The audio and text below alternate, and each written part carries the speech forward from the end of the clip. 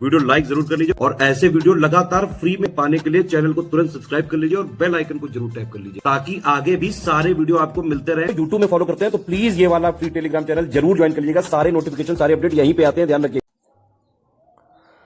नमस्कार साथियों, स्वागत है आप सभी का स्टडी फॉर सिविल सर्विसेज में।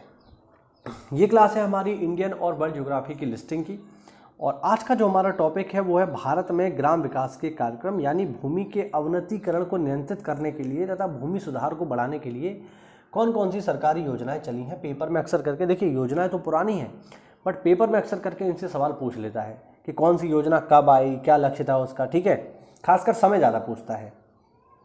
तो चलिए देख लेते हैं, एक एक करके बात करेंगे। देखिए सबसे पहली योजना है सामुदायिक विकास कार्यक्रम, जो जवाहरलाल नेहरू ने शुरू की थी, बहुत ही महत्वाकांक्षी है।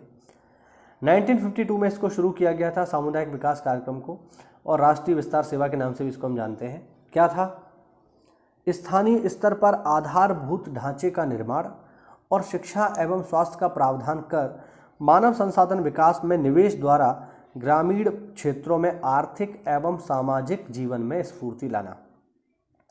यह कार्यक्रम सुपरिभाषित भौगोलिक क्षेत्रों अर्थात समुदाय विकास खंडों में लागू किया गया था। हालांकि पूरी तरह से सफल नहीं रहा, असफल ही कह सकते हैं इसको, ठीक है ना, तो ध्यान रखना इसको।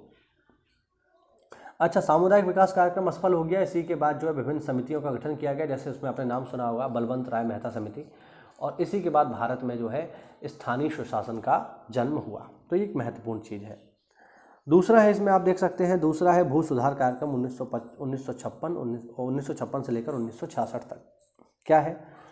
काश्तकारी सुधार, जमींदारी उन्मूलन, भूमि संगठन और भूमिहीन गरीबों, सीमांत किसानों में भूमि का वितरण कर भूमि का पुनः वितरण करना, यानी एक तरीके से जमीन जिनके पास नहीं है उनको जमीन देना, और जिनके पास ज़मीन है उनको ज़मीन लेकर के सरकार ने अपने अधीन कर ली। बेसिकली ज़मींदारी को ख़त्म कर दिया। जिनके पास बहुत सारी ज़मीन थी उनसे ज़मीनें ले ली गई सरकार के द्वारा।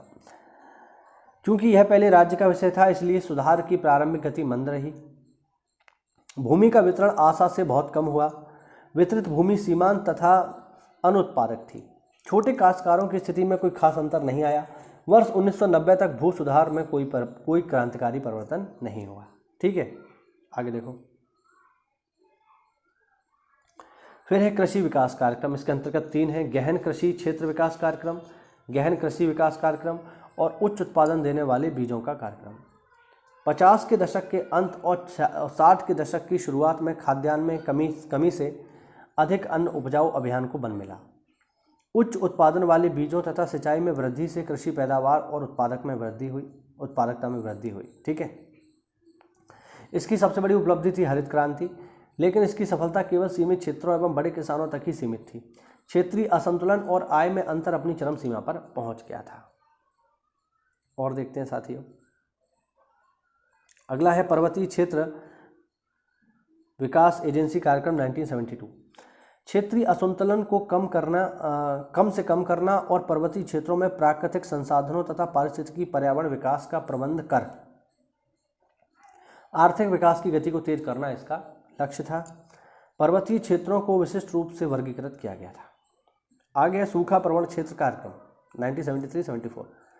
ऐसी स्थायी परिसंपत्तियों का निर्माण करना जिससे सूखा, मजदूरी रोजगार की घोर कमी को दूर किया जा सके। कमांड एरिया विकास कार्यक्रम, सिंचाई की संभावनाओं को तीव्र तथा अधिकतम उपयोग कर कमजोर वर्गों पर जोर देते हुए कृषि फार्म का विकास करना।